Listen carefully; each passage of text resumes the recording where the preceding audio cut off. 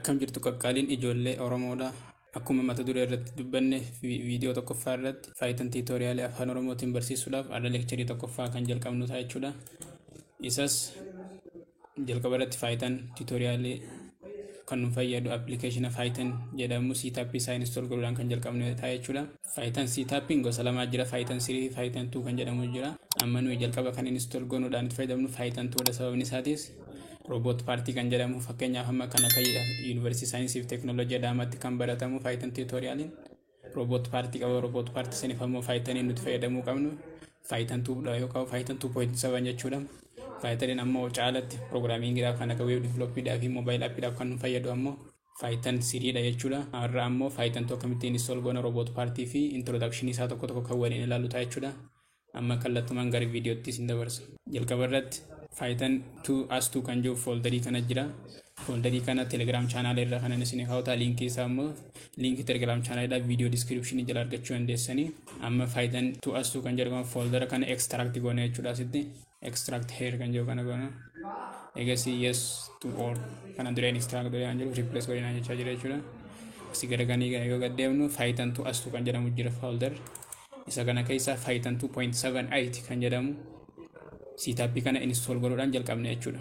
Double click yoo goonu achirratti select user to install faayidan amma install for user all user kan jedhu warroottan kompiitara kana fayyadamaniif keenyaaf kompiitarri keenya userii lama yoo qabaate hundaafuu install akka godhaniisu jechuudha. Inni jalqaba eegasii next kanneen default akkuma inni jirutti dhisna. By default install gochaa jira jechuudha. Copying faayilota keenya gara siistama kompiitar siistamii irratti koopii gochaa jira jechuudha. Amma xiqqoo yeroo muraasaan fudhata waan ta'eef xiqqoo obsinee ammas walitti deebina yoo installation xumuru. Akkuma argitan kun ammaan tana finish nuun jedhee jira. Click the button to exit the installer finish isa yeroo kana tuqneeti. Amma faayidan installation xumurreerra jechuudha. Amma gara sitti deemuudhaan fakkeenyaaf as search iddoo search kanarra faayidan nu ammoo kan nuti barbaadnu amma faayidan IDLE isa johana jechuudha. Faayidan tun IDLE isa jedhamu qaba. Iddoo ofii isaatii koodii irratti barreessuudhaaf kan barbaachisu jechuudha. Appilikeeshinoonni koodii irratti barreessan baay'ee jira. Kan akka VS Code, kan akka Python, Sublime nu ammoo faayidan install yoo goonu ofuma mataa isaatii IDLE GUI graphical user interface kan jedhamu ofii qabu waan ta'eef isa kana irratti ammaan tana koodii isaa barreessina jechuudha. Banaa jira amma. Egaa akkuma argitan nu banee jira. Faayidan 2.7 default follow. Egaa asirratti amma fakkeenyaaf print 2 yoo jenne barreessinu ta'e print 3 yoo jenne barreessinu 3 nu baasa jechuudha. Fakkeenyaaf faayila faa create goone asirratti wanta barbaanne hojjechuu dandeenya jechuudha. Fakkeenyaaf isa kana amma save yoo goonu faayilicha kana foldera barbaanne isa nuuf mijatu kan irratti hojjechuudhaaf salphaanu ta'e isa create goone achi keessatti save gochuu dandeenya jechuudha. Fakkeenyaaf liibisa yoo kana keessa galee eegasii gara gadii kana site package iddoo kanatti tutorial folder tutorial jedhamu create godha. Eegasii folder kana keessatti amma faayilicha reefuusan .py itti yoo nuti barreessine illee rakkoon qabu barreessuu baanullee by default .py godhee save godha jechuudha faayilichisan. Eegasii amma run ishee jettu kanarra run module 5 yoo ta'u F5 tuquudhaaf kompiitara keenyarra run godhuu dandeenya jechuudha. Akkuma argatan asirratti araarso jee outputiin hubannee jira jechuudha. Kun amma faayidan siitaappii isaa install successfully install goonee xumurree jira jechuudha. Amma nuti ammoo akka introductionitti kan nuti ilaallu akkamitti faayidan robot partii install goone robotii keenya kompiitara kanarratti hoogganna kan jiru akkamitti robotii worldii keessa move godhuudhaan turn left and right kan jedhu isaan kasanii akkamitti waliin ilaalla kan jiru deeply kan ergisu ta'a. Amma akkamitti robot partii adgoona kan jedhu waliin ilaallu fakkeenyaaf asirratti from CS1 robots import all isa kana fakkeenyaaf from import all CS1 robot module jedhamu jira import all yoo jennuun wantoota CS1 robots keessa jiran hundaa kan amma robot partiidha. CS1 robots maal akka ta'e gara fuulduratti bal'inaan kan ilaallu ta'a jechuudha. Isa kana amma fakkeenyaaf run yoo hangoonu ta'e waan inni nu baasu argina.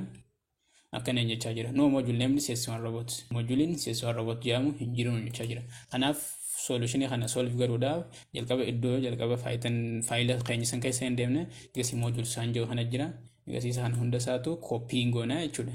Copy goonee deemne eessa keessatti paste goona iddoo faayitaniin keenya ittiin install ta'e local disk C egasii faayitan 227 kan jedhamu jira isa keessa ni galla egasii lib kan jedhamu kana keessa gara kanii kana deemuudhaan amma site package kan jedhamu kana keessa seenneet egasii iddoo kanatti paste goona jechuudha faayilota keenya san. Erga kana goone gara boodaatti deebi'uudhaan iddoo amma folderaa dhufne sanitti deebi'uudhaan download keessa asii fuudhaan peel module daamu isa application kana peel jedhamu kana peel jechuudha install godhuu qabna jechuudha. Reefu faayitan 2.7 dha kan install goone amma peel kana install godhuu qabna jechuudha dirqama. Install godhaa jira amma peel install goone xumurree jira jechuudha. Inni itti aanu module achi keessa geessinee copy goonee jirra world isee jedhamu kanallee hundasaa copy goona jechuudha. World asiin osoo hin taane sumaan world copy folder jechuudha copy hangoonu world irratti module irratti faayilota ture asitti immoo world dha folder jecha copy goona jechuudha. Ergasii local disk keessa hin deemna iddoo faayidaniin ittiin install ta'e faayitan libs kan small letter kan osoo hin taane capital letter dhaan kan barraa'e kana jechuudha. Egasii site package iddoo kanatti paste goona jechuudha. Nama world kan jiru fi peel kan jiru dhufee jira jechuudha. Reefuun tutorialiin folder kan nuti create goone jechuudha. Amma gara fuulduratti deebi'uudhaan isa reefu irra nuun jiru sayyoo kan check goone ilaallu ta'e ammallee error graphics that peel being installed jechuudha. Kun rakkinni kun maaliif dhufee hojjannu ta'e yeroo tokko cufnee banuu qabna jechuudha. Cufnee amma keenya cufnee jirra. Ergasii ni banna amma Python GUI. Egasii faayilicha reefu waan kan jiru kana create goone jirra. Egasii kana run goone jechuudha. Amma successfully run ta'ee jira jechuudha. Error tokko illee hin baasne amma. Error tokko illee hin baasne. Kana jechuun installation robot party keenya successfully dhumee jira jechuudha. Fakkeenyaaf create world yoo kan goone ilaallu ta'e create world. Egasii hubo equals create world yoo jennee halaallu ta'e kuma argitan kuno robot world nu dhufee jira jechuudha. Create world yoo jennu robot world nu dhufee jira. Egasii hubo robot keenya world kana keessatti baasuudhaaf robot jennee barreessina. Run goona. Robot par nu dhufee jira jechuudha. Robotiin keenya hamma Python installation successfully xumurree jira jechuudha.